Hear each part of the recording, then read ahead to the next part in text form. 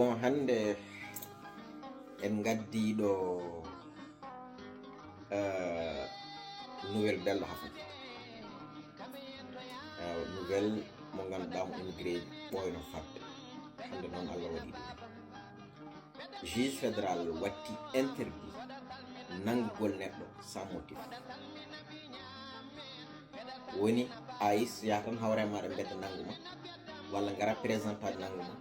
walla yahane goɗɗum ha e galleji nanga yimɓe juge waɗi oɗon loi o causi ɗum o waɗi ɗumen interdit o wi ɗum ɗo ko violation de la loi de l'immigration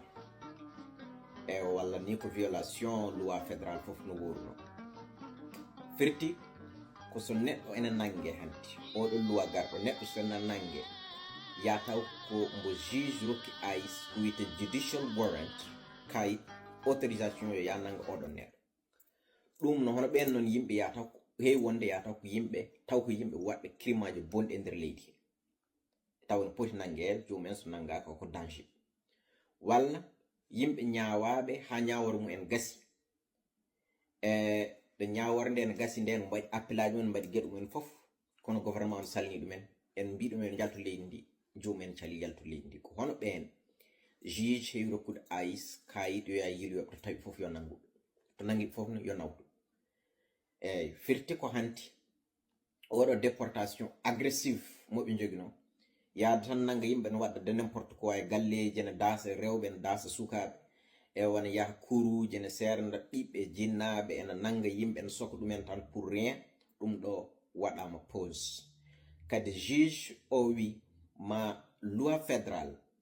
ma continue suivde AIS haɗo ha darorɗo 2026 ƴeewa est ce